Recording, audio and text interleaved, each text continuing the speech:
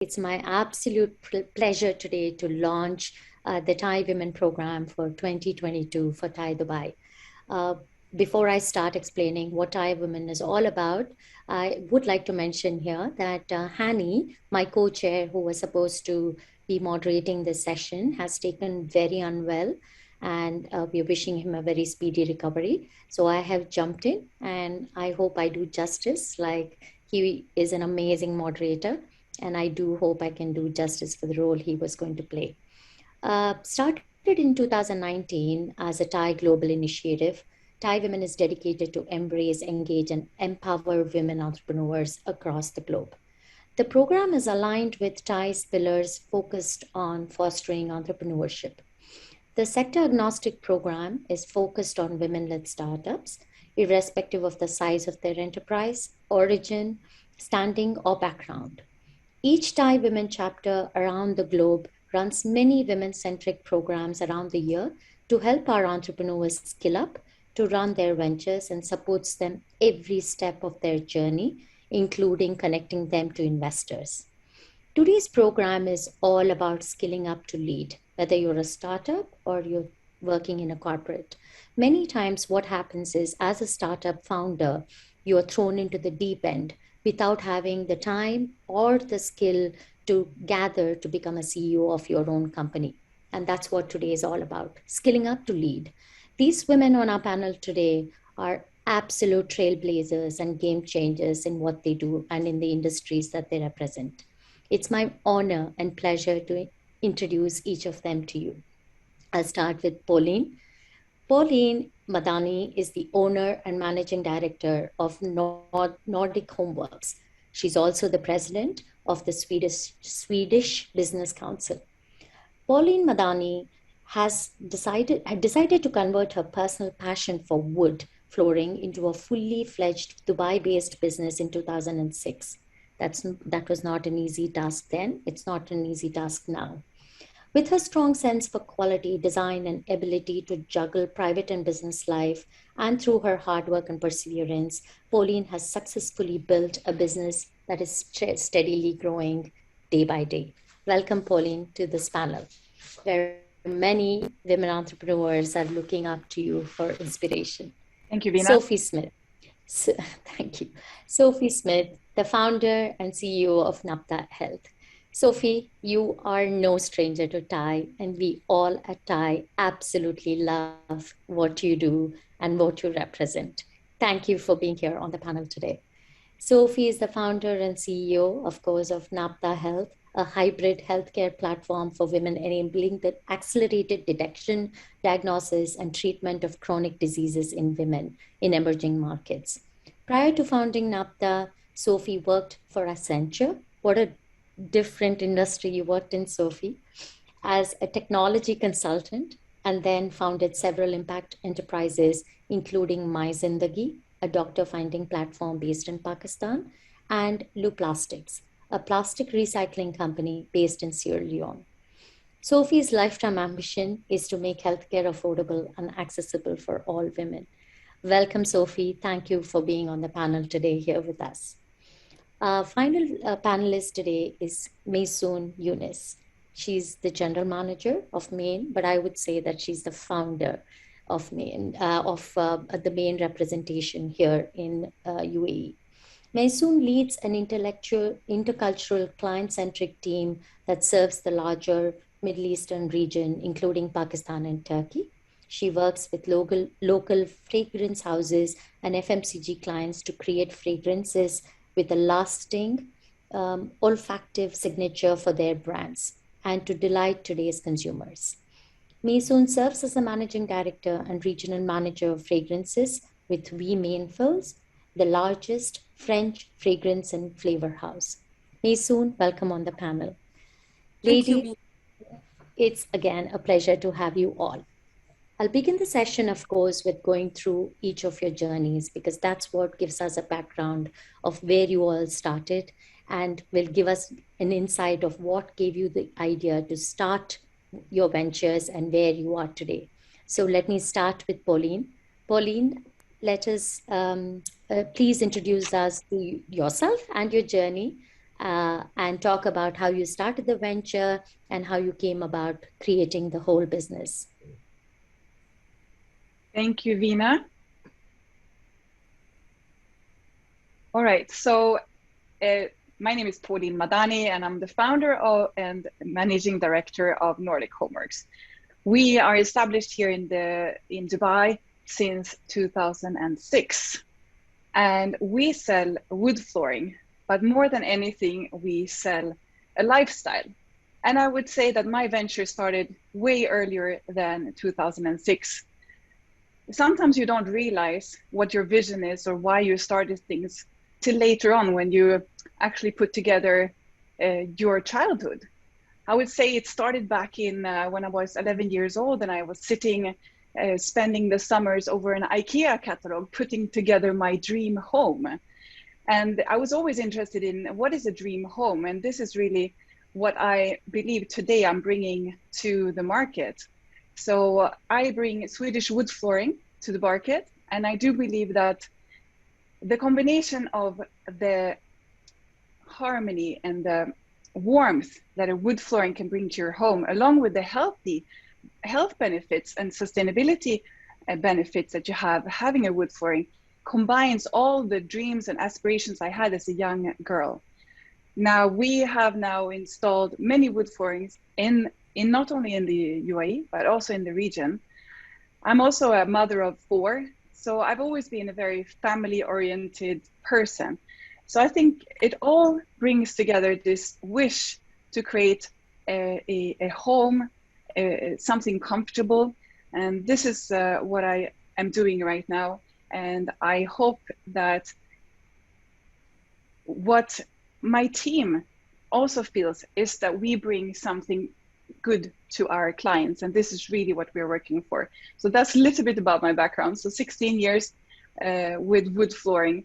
And actually, before that, I was a housewife, and my dream was to start my own business. And I came to Dubai, and it gave me the great platform. But I'll tell you more later when we hear from the others. That's great, Pauline. Thank you. I think it's always refreshing to hear about completely, different business structures, because today we are so hearing about technology all the time. So this is amazing. This gives such a great alternative perception about what businesses can do and will do. Maysoon, I think if you could share your journey next with us, how you came about to starting this venture and what gave you the inspiration to do this. Thank you, Veena. Thank you for the introduction, and thanks for hosting me here with this great panel. I started my venture when I arrived in the UAE. I am an architect by education. As soon as I arrived in the late 90s, I was pregnant with my first child. In my heart, I knew I wanted to be a hands-on mother. I wanted to spend time watching my child grow. I wanted to be a hands-on, basically. And that's where I took a part-time job in a design firm in Abu Dhabi, the capital. Soon after, a client of mine offered me the possibility to help him launch a fragrance line. He needed design expertise, and he needed product development, project management expertise. He trusted me, and he gave me the job. This was my introduction to the world of scents and fragrances. Prior to this, I did not know much. I was just a user, a passionate user, I would say, of scents. During the first year of our work on the project, I came to 3 important realizations that led me to where I am today. The first was, I understood and realized the love story this region has to fragrances and scents. People in the GCC are obsessed by smelling good. They use, they are the highest users of scent globally per capita. The region has, of course, very high disposable income, but this phenomena runs across all classes and all socioeconomic sectors. The second important realization was, understanding and being exposed to Arabic fragrances.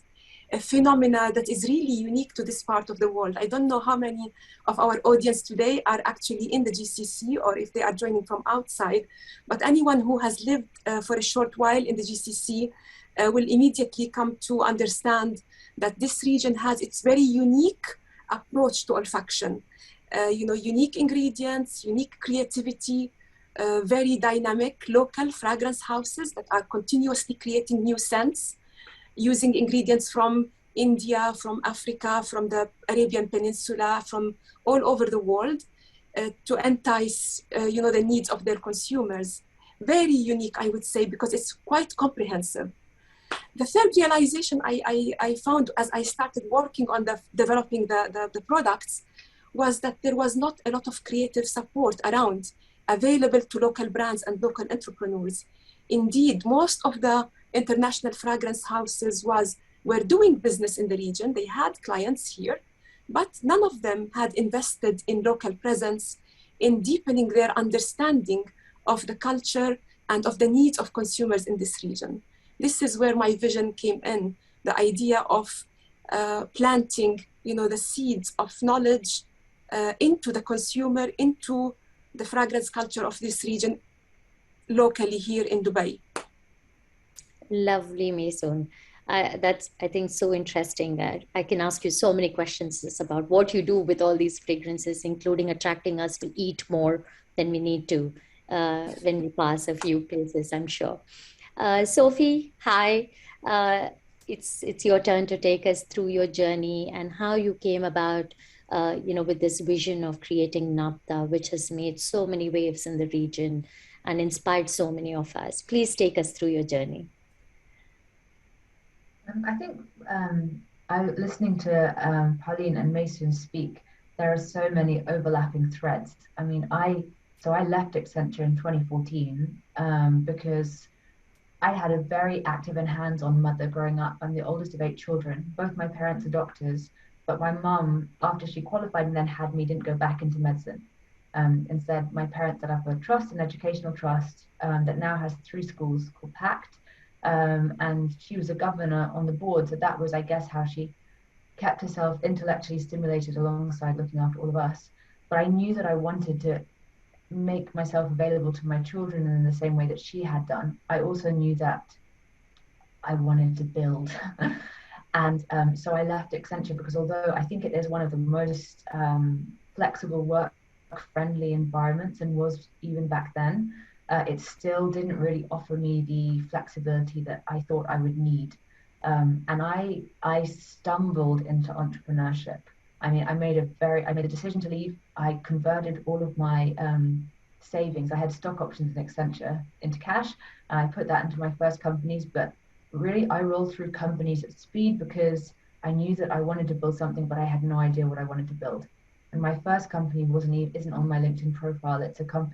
Was a company called Smart Receipts that wanted to solve the problem of expense submission, which was one of my real pain points at Accenture, like collecting this giant envelope of printed receipts and then having to kind of manually enter all the information, take pictures of everything and submit it. Anyway, I barreled through companies, some of which were mentioned at the beginning, learning quickly how to do business well and badly. And that was important for me. The other reason I left Accenture, I think, is because I didn't like the fact that my learning curve was so dictated to me. I wanted to be able to kind of chart my own journey. And I arrived in the UAE in 2016, newly married and pregnant, and went to speak at a conference in Kuwait on type 2 diabetes. And there talked to the organizer of the event, not about diabetes, but about the fact that I was pregnant. I was about 5 months at the time, and it was my first baby. So under all the kind of like workloads, you couldn't really see that I was pregnant. And he seemed absolutely fascinated by the fact that I was. And about a month later, he sent me a whole load of stats on women's health in the region. Because my father until recently was the National Clinical Director of Diagnostics for the NHS, like very senior in the NHS. And I knew what good looked like. And, 80% of breast cancer is diagnosed at stage 4, which has a 27% survival rate, 5-year survival rate, as opposed to 99% at stage 1 and 2. It's the opposite way around in the UK, by the way. 80% diagnosed at stage 1 and 2. 40% of women not attending antenatal appointments in the MENA region, I thought, yes, this is a problem I'd like to solve. So I took a few months, handed over my existing business interests, and then the day my son was due, 21st of March 2017, started work on Nabta. And I think, like, I found my obsession. I said earlier, actually, on a call that with one of my early companies, I went to a conference in Ireland, Web Summit, and was chatting to a guy at one of the kind of after event parties about the company that I had at the time, this health technology consultancy. And he very bluntly said to me, "This is not the company you're meant to be running." And I was like, oh, a little bit offended. Why do you say that? And he said, well, I believe that you will succeed, but it's not going to be this company. When you find a company that you really are meant to run, you'll know. And I objected to this and kind of disagreed with it quite obstinately for like four years. And then when I founded Nabta, within a couple of months, I suddenly knew what he meant, because when you find the company that you're meant to run, you do know, because you don't mind talking about it every minute of every day. You do not mind pitching it a dozen times. You do not mind taking these teeny tiny things and working and reworking them. And the same guy said to me, if you want to succeed with your business, it must be the thing you want more than anything else. And again, at the time I thought, but that's never going to be me. And that was my only real like entrepreneur doubt that I had. I was like, I know I want a family. I know I want to have children. How will I ever want a business more than my family? And then again with Nabta, I suddenly understood what he meant, which is that you've got to want it enough. Like, you've got to want it enough to sacrifice other things that are important to you. You've got to want it enough that when you are really tired and you just want to stop, you don't. Like, you've got to want it enough. Obsessively, more than most things, not necessarily more than your family, and I don't. But yeah, I think with Nabta, I found the business that I hope to run. And you birthed it. Yeah. That's lovely. I mean, and then one other common connect from all of you is obviously you all have started something that you actually didn't have professional qualifications for. And that says a lot about what you can do with entrepreneurship. You can live a dream, you can take ahead whatever you worked on. It's such a fascinating thing to be involved in. So nobody should shy away from starting anything just because they're a woman. I think that's a big takeaway from all that you guys have said. Thank you for that. I think this leads to my second question, which is about, I think as an entrepreneur, as a business starter, as a corporate person, one of the huge hurdles or the thing that you need to plan most for is, of course, finance. So please, if each of you could talk to us about how you went about getting the partners you needed, whether it was investors, whether it was family who trusted you to put the money in. How did you go about financing your ventures, and how did you go about getting the partners you needed for helping you in your ventures? Sophie, maybe we'll start from the other way now. If you could start the answer, and then I'll go with Maysoon and Pauline. I will keep my answer succinct, which is that for the first 15 months of our life, so the kind of discovery phase of R&D for us, we were self-funded. Actually, the deal was with my original co-founder, Dr. Masad, that I would put in all the time, and he would put in what kind of an equivalent in terms of money that we needed to get us through the first months of our life. And that was about $110,000 in total. We then, when we landed on our hybrid healthcare model, landed on this kind of development of new clinical pathways, we raised a pre-seed round of $500,000. We raised it ticket by ticket and fairly painfully over a period of 14 to 16 months. We were the first women's health tech company in the Arab world, and it took quite a lot of convincing of people that they wanted to invest in us. To date, there still hasn't been a single venture capital investment into femtech outside of Israel in the region. And so we did that. That got us through about 2 years of a pre-commercialization phase of R&D. As we were getting ready to commercialize our platform, we tried to open a seed round during COVID, like March 2020, failed. abysmally.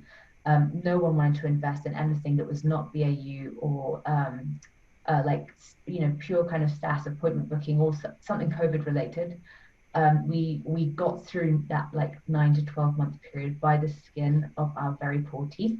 And then we reopened the round in March 2021 and closed a $1.5 million seed round in a kind of 10-month period. And again, that was, thank you.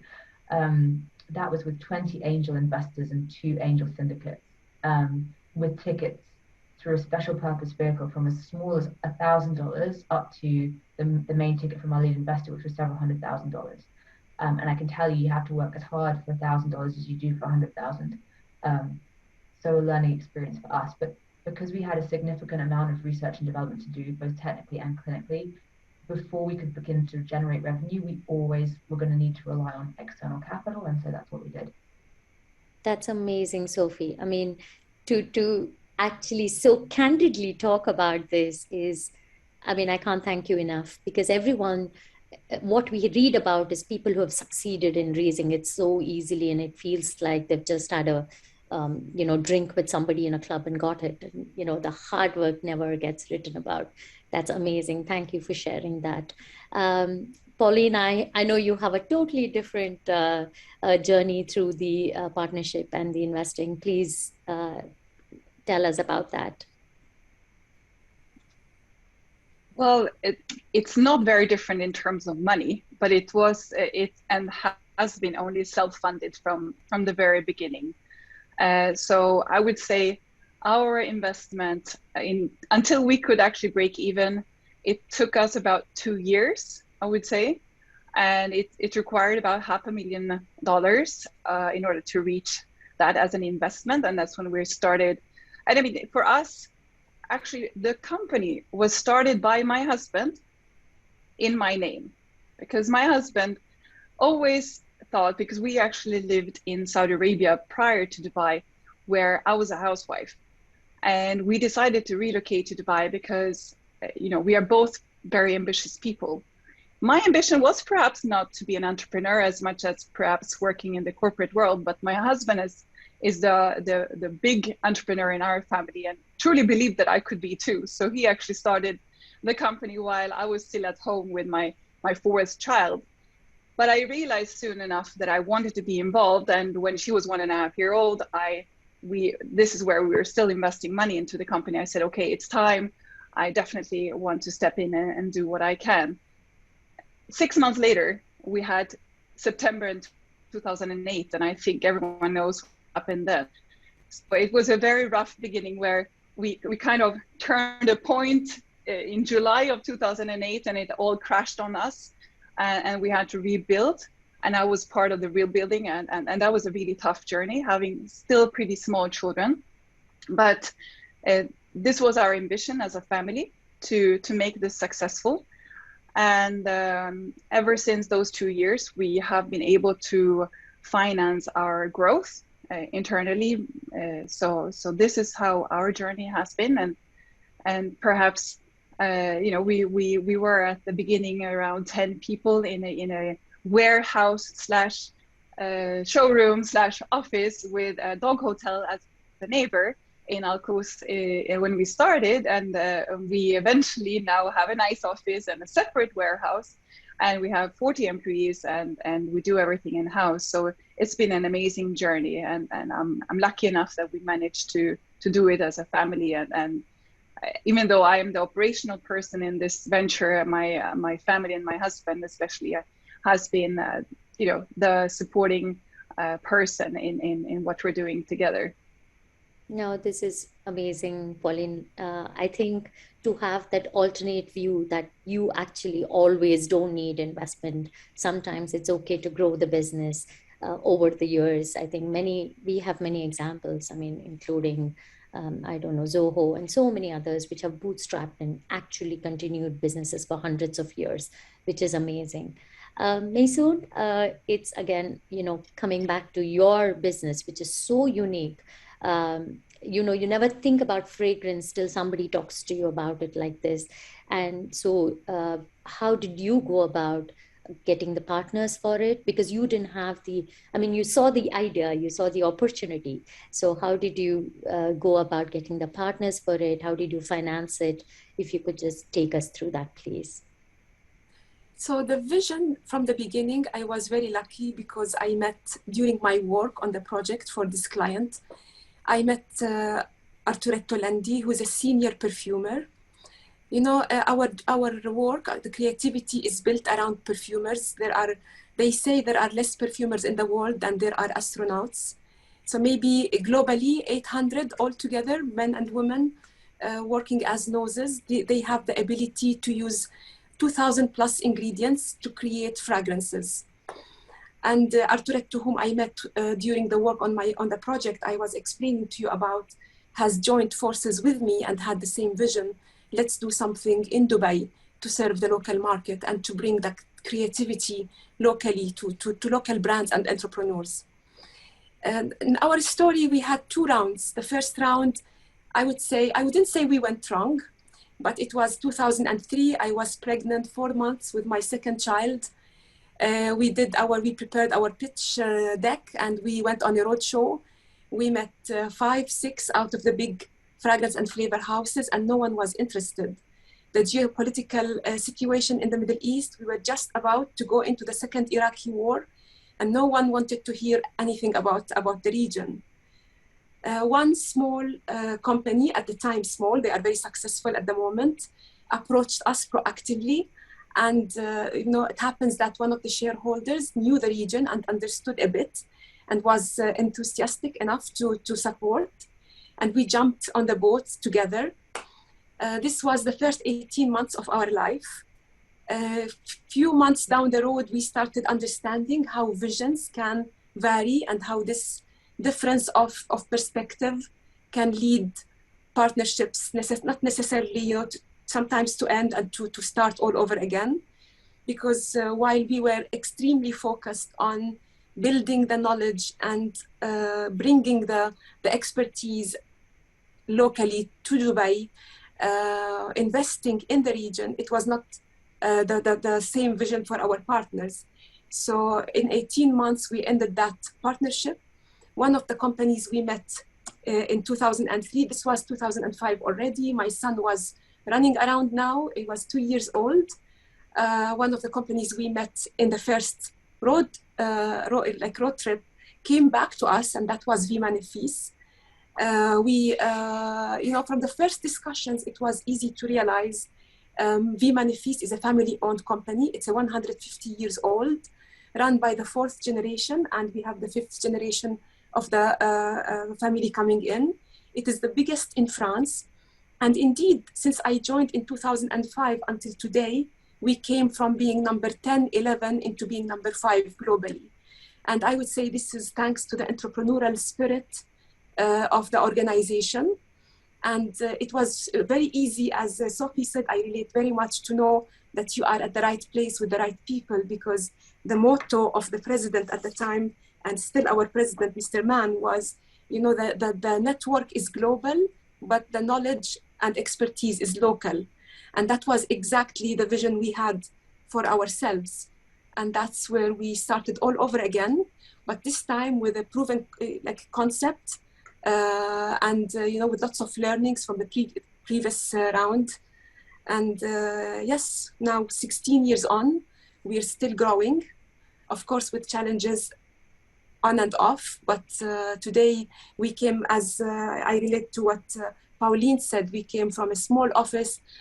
In fact, when I established the office, I rented my house and the office in the same building, so that I moved in. My younger son was 30 years old with the first round.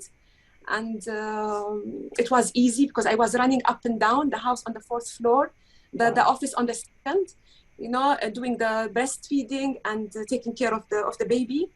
And today we are an organization of 40 plus professionals, and we are on the top 3 for sure from a market share point of view. So quite, I would say, a long way. Yeah, I mean, I hear your stories and it makes me wonder why people even think twice about investing in us women.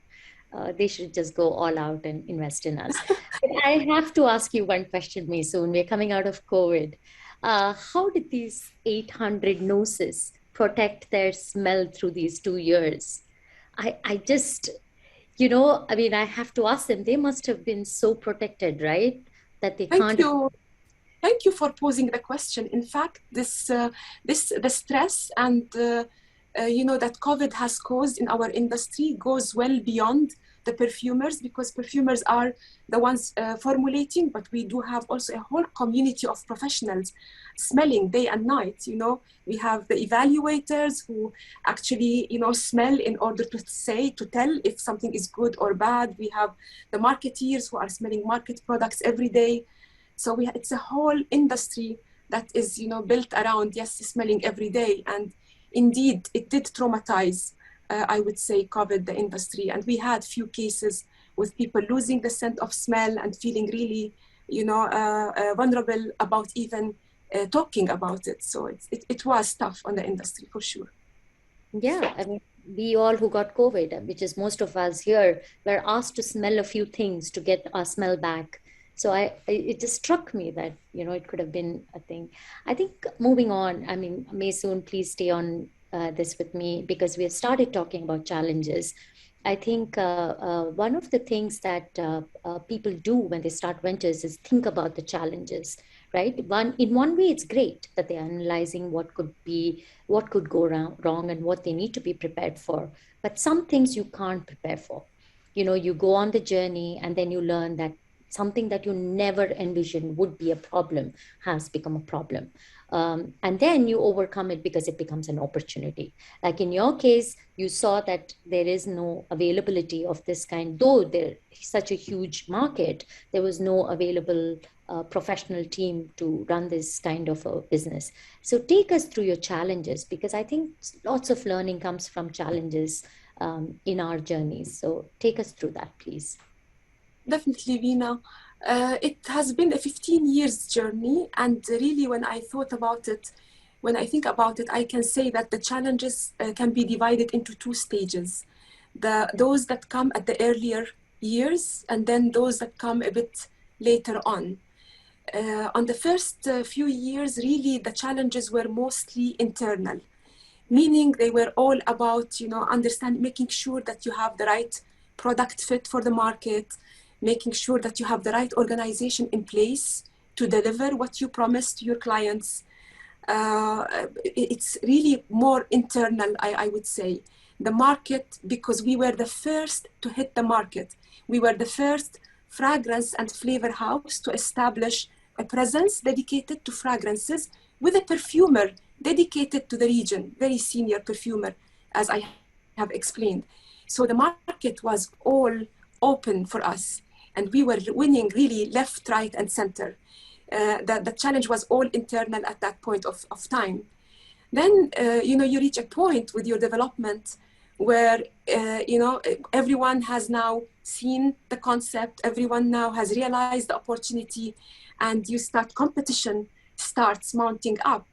And at some point, you start getting the big guys with the muscles coming in. And when they come in, they make sure that they come in with a bang. It's not the same like when you started almost from zero.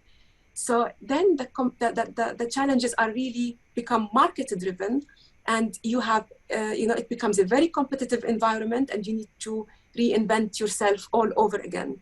But more or less 16 years, from one challenge to the next. And that's, I think, the beauty of the startup mindset, if you have it, even in a corporate world, because at the end of the day, TiE Women MENA is a global player in the fragrance and flavor industry. And I am, the regional director, but I think both on a head office level and on an affiliate level, this startup mindset is what pushes you to recreate yourself over and over again. Thanks, Maysoon. That's so insightful.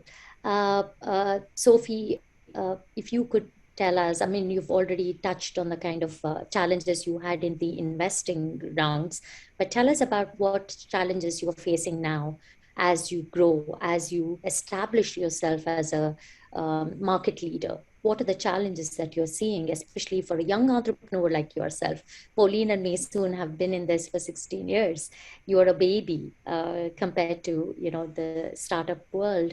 Where are you in the challenges, and how are you seeing that as an opportunity? I'd say all of the challenges that we have now are good ones, because they're things that we can do something about. My greatest frustration prior to closing this round was that the greatest obstacle I seemed to come up against, no matter how much I denied it, was the fact that I was a female entrepreneur. So my chances of securing funding were statistically 1/100th of my male counterparts. 1.2% of venture capital funding went to female-founded businesses last year. So now the challenges are good. We still have a finite amount of capital as a company. We have a lot of growing that we need to do. When we launch in Saudi in September, inshallah this year, or after closing our Series A, we will launch with a fully hybrid model, which means combining digital and traditional healthcare in a different way. So traditional healthcare is very provider-centric. You have, as a patient, you go to a hospital or a clinic, and there the doctor has your medical record. The doctor understands the path that you are on. They have they do the symptom triage, they do the monitoring and testing, and then they hand you off to somebody else, and you kind of get handed off, but all in the realm of the provider. And we believe that this is fundamentally not a particularly woman-centric model of care, because women make 80% of the consumer spending decisions, including in healthcare, and often manage the healthcare of a lot of different dependents as well. And so having to continuously go to another place, to a provider, to have that care managed for you, for your children, for your parents, for your husband, is very time consuming. And so what we always wanted to do, and what we conceived of, was a slightly deconstructed model of care where the woman is the primary architect of her own healthcare, and as much as possible things come to her where she is. And the only time that you end up in a clinic is when you have something in person that you can't avoid, or you need a little bit of, you know, kind of TLC to kind of lift you up. And so the challenge we have now is taking this vision that we had, and the bits that we had pre-seed, which were predominantly in the tech space, and building something that is very tangible and easily understood to people. Because hybrid healthcare is an abstract concept in a technical term, and although we are now, I guess, multi-published, and, you know, covered by the head of innovation at INSEAD in the Harvard Business Review. We have a book on our kind of hybrid healthcare model with Springer that's coming out in July, trying to make this a tangible reality and then show materially how it is a better model of care for women across not just emerging markets, but globally than what we have today is the challenge. How do we really now bring this to life? Thank you, Sophie. Can't wait to be in one of your centers as a woman myself. Before I come to you, Pauline, I want to request all our participants to type in your questions. If you have any specific questions, we'll have about 5-6 minutes for that. Coming to you, Pauline, if you can take us through the challenges you've had. I mean, you told us about how, you know, you had the dip, and of course you're a mom of 4. You know, take us through the challenges that you have had and how you see those as opportunities. Well, I think a little bit also, as Sophie and Maysoon said, you know, we had challenges when we started, and we have challenges along the way, and then absolutely the last 2 years have been a challenge for everyone. For me, I believe my first challenge was myself. I think I was my own biggest challenge in trusting in myself that I was capable of doing this, because I really thought that I needed to know everything. And there was so many times where I felt I must be reinventing the wheel here. Something better should be done. I just don't know how it's done. So it was really a matter of lacking trust in myself. That was the biggest challenge. And what came with that was also a way of not understanding how to employ the right team always. I do have the lack of somehow had some kind of intuition always. So I have the lack of having quite a major part of my team from more than 10 years, which is a blessing. And I think that was more intuition than my brain understanding what I was doing, really. What I have learned and that I apply much more now is that a person's background and experience is so unimportant compared to their core values matching my company's core values. And I think this has been very important for my trust in myself, because now that I understand that really it doesn't matter so much where the person comes from or what they have done. If we share a passion for what we're doing and how we're doing it, we can always learn. We can learn skills and things, but we cannot really learn new values. So that has been a tremendous lift off my chest in terms of challenges. I feel more confident in the way I employ people, which thereby means that the team that I have right now is really to the point of sharing the values of the company and myself, which I feel very blessed. When it comes to challenges, I think for me personally and the business field that we're in, we're facing a lot of challenges. With the pandemic came the challenge of actually not being able to conduct business. Now we actually have the opposite challenge. We have a lot of interest. We have a lot of demand because everyone loves their homes and they want to renovate. On the other hand, which means that there is an over demand and an under supply. So currently we actually struggle with being able to deliver materials. So there's a constant, and I think the whole panel can agree that it's a constant challenge, and you need to just know that it's an infinite challenge. And having the team on board, I think communicating with the team the challenges so that they feel that they understand where you're going. And for example, we had to agree on a salary cut in the beginning of the pandemics. And I was very transparent. And I said, I don't want to let anyone go, but we all have to take a cut. Everyone has to take a cut. We're going to stay. And luckily for me, our business turned around and I was able to, give the salary back at the end of the year. But there was no hesitation. I had people that said, no, you can take more of my salary. As long as we're here, as long as we're together, we don't care. And those decisions and challenges have been, really amazing also for the growth of the company. No, that's great. I think you touched on a raw nerve that everyone, whether it's corporate or thing, has, which is a team, right? The team is what makes you, breaks you, supports you. It's all about the team. And I know you touched on it and how you have this amazing team that's helping you. Now, if we concentrate and more on the team, how did you go about hiring this team? I know you have your husband who's your partner, but if you had to define how and from where do you get your team, what would your answer be? Very difficult. Unfortunately, it's very difficult. Right now, I think there is an undersupply of people.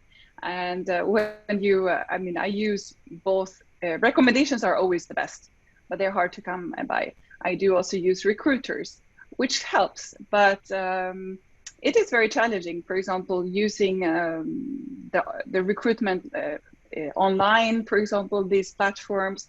Unfortunately, you get 2,000 applicants, and if even 20 people out of those are even of interest. So it's a big challenge. But once they get into the round of meeting, again, it's about making sure the core values are met and sticking to it and following intuition. Thank you. Thank you, Pauline. Maysoon, what do you do about your team? How do you go about, where do you go to get your team and how do you get them onboarded? I have to second what Pauline said, particularly with regards to skills versus values and attitude, behavior. Especially in a country like Dubai, we have a very intercultural environment, and in a team of 40 people, we have sometimes 15 to 20 nationalities. So, where do you find people is one thing, and then how do you retain them and how do you help them come together in a collaborative manner and bring the best out of each one of them? And I would say it's really all about the culture of the organization, because while each one of us comes in bringing their own background, their own culture and heritage, their own ways of doing things, then, you know, the organization together and the team together needs to align and create what they aim and what they want to be, the culture of the organization. So it is one of the biggest challenges, I would say, definitely points on when it comes to finding the right people, training them, developing them, and then retaining them. For us at Man Dubai, we have, from the beginning, we took a local approach. We tried, despite in our industry, there is really very little, you know, trained, I would say, professionals in the region at the time, especially when we started. You know, this industry is quite focused around major hubs globally, like France, for example, like the US, New York, New Jersey. You know, you have the industry in Switzerland, of course. And so there are hubs where you can find talent. And the Middle East back then was not one of these hubs. It's the picture has completely changed at the moment. At the beginning, we completely depended on, you know, finding local talent. We knew and we understood that we have to develop skills. So the focus was always on values, on passion, commitment, engagement. And that's how we built it slowly. Wow, that's amazing, Maysoon. Thank you. Sophie, how do you onboard your team? Because it has to be skilled, right? I mean, the kind of services that you are offering, how do you do that? Especially like Maysoon said, we are so multicultural here. We are like a, you know, melting pot of cultures here in Dubai and the UAE. So how do you go about onboarding your team? Very similarly to the other two, to Maison and Pauline, like we prioritize values and alignment to our core mission and vision first. In terms of the technical skill set, we partnered maybe almost 4 years ago now with the Al Ghurair Foundation for Education, which sponsors MENA STEM scholars through education. So through their undergraduate and postgraduate education. And so they work with a lot of the American universities, AUC, AUD, AUV, AUS. And we've had maybe 40, probably close on to 50 interns now with them, have taken our kind of like upskilling role in this very seriously, but also have found some amazing talent that we've converted either to part of full-time employees. Some people did multiple internships with us. Some people worked for us for a bit, and we've had several who left and have since rejoined. But yeah, that was important for us to be, you know, we're proudly by the region for the region company. And so working with local talent was really key. And I think every member of the team has, almost without exception, has either been brought up, is living in, or is from the region. We don't only work in the UAE. We get a lot of people who reach out to us, who I guess connect with the mission and are keen to work with us from around the world. So we're in 11 different countries, 8 different time zones. You know, our head of community engagement is based in Syria. We have a translator in Lebanon. We have a community manager and our data analyst are both in Kenya. Our creative director is in Bangladesh. We have developers in Egypt, Pakistan, India, the UK. Our chief operating officer is in the UK. Our CTO is in the UK. We're a little bit all over the place, but I think the alignment to vision is really important. The alignment of values is really important. And I guess, again, I mean, we've been fortunate as a mission-driven company. We've never failed to attract skilled people who are interested in working in the sector. It's been one of our greatest blessings. That's amazing. Amazing. Sophie, I think you can, we have a question on the Q&A. Ashish wants to know, if you had to invest in a new business today, what would you invest in? If I had to invest in a new business today, so I would say, I mean, I'm like, again, I'm in some ways a relatively straightforward person. Like, I love women's health.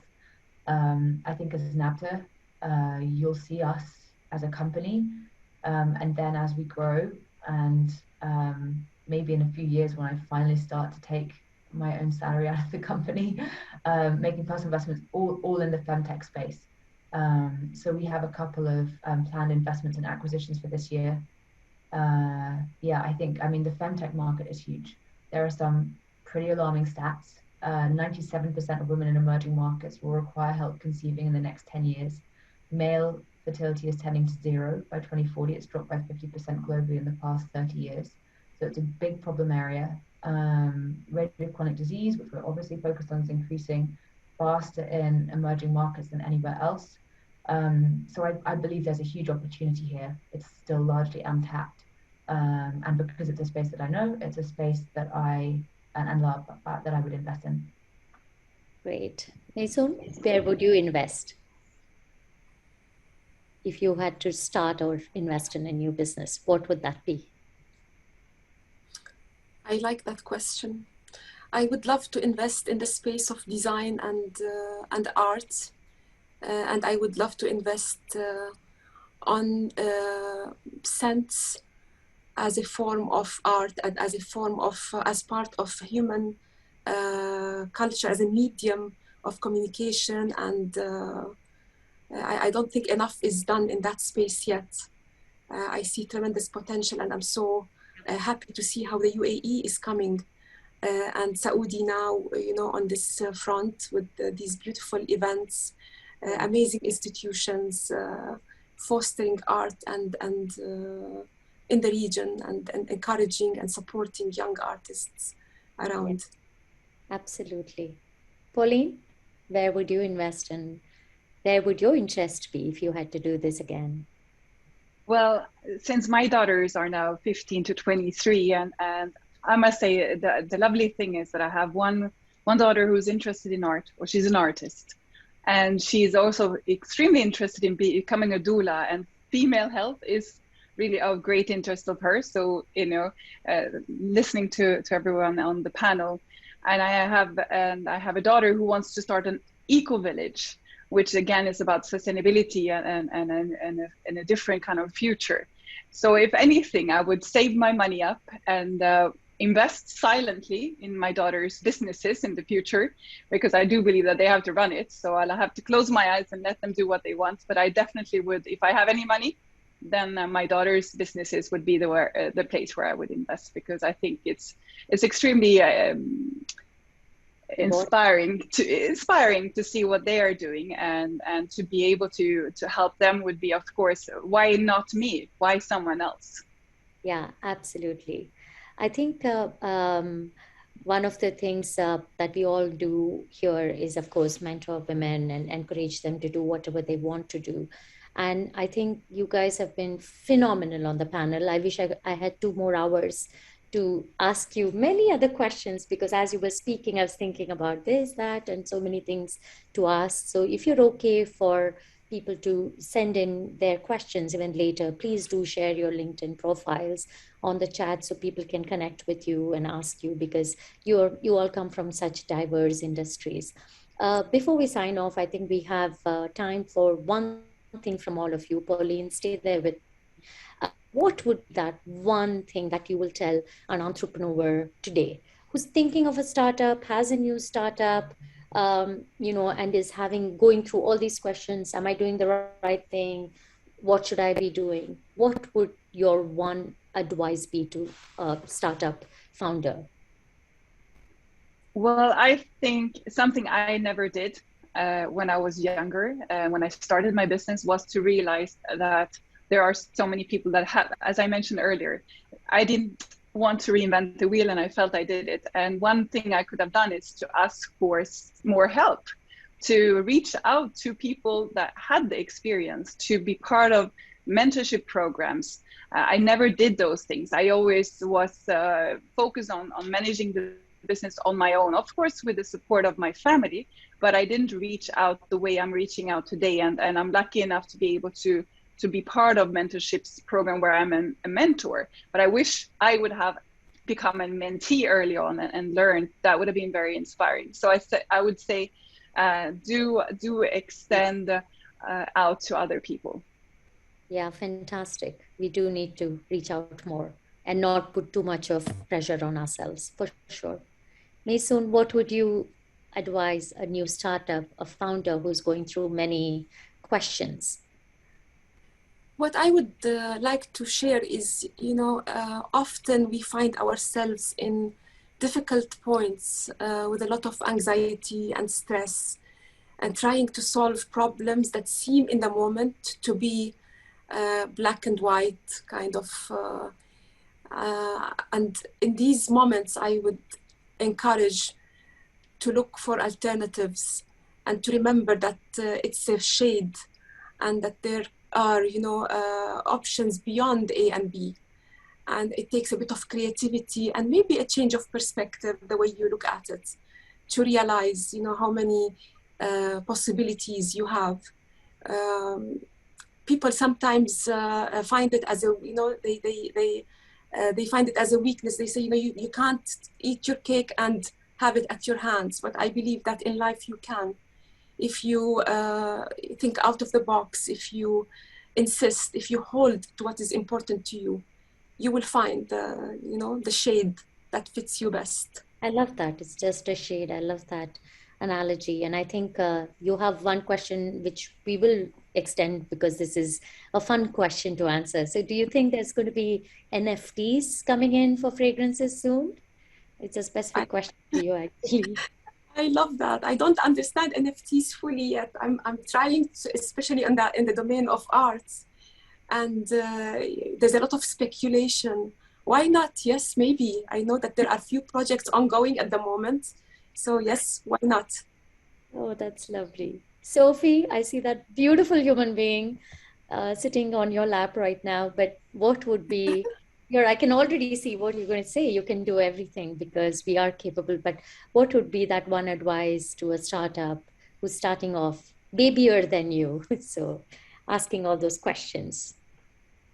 I would say that probably the best time to start a company is when you have a family, because every person is different. But for me, it definitely helped with prioritization, because every decision you make is a decision to potentially not be with your children. And so people who are thinking about delaying family or delaying start a company, don't do it. As in, don't delay it. Like, start the company, have the family. You can run the things in parallel. Oh God, I can't believe that we've, run past our time. Ladies and the little gentleman sitting there, thank you so much for being a part of this. It's been so inspiring, and we will all connect with you on a personal basis, because we would love to take this forward as mentors for our women entrepreneurs, for our entrepreneurs otherwise too, because being mentored by people like you gives a new perspective for so many entrepreneurs to stay on their journey. Like seeing Sophie's baby sitting on her lap while she does this is so refreshing, because that's what this is all about, doing everything and still managing to do all of it.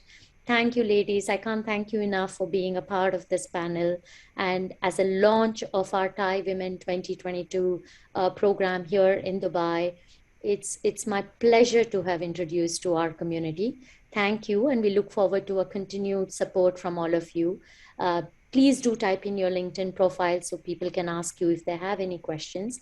And to all those entrepreneurs out there, please click on the link that Cecily just posted and enter the pitch competitions, because they give you access to not just the prize money. Of course, I would love to have that prize money, but apart from that, the mentors, the ecosystem, the connects that you get are really something inspirational. You've seen 3 of them here. They're going to be a part of that whole journey. There'll be judges in some, there'll be mentors for some. So don't miss out on the opportunity. This is a huge community of well-wishers. We all do it because we want to do it. And it's a totally not-for-profit organization. So please get involved, click on that button and apply, and it'll take you places. Thank you, everyone, for being a part of this. Cecily, I think the new timing worked. We had a great participation. Thank you for being here with us, ladies, again. And Ramadan Kareem to all of you. Thank you. Thank you. Thank you. Bye-bye. Thank you, everyone. Thank you, everyone. Bye-bye. Bye-bye. Thank Bye. you. Thank you, guys. Thank you.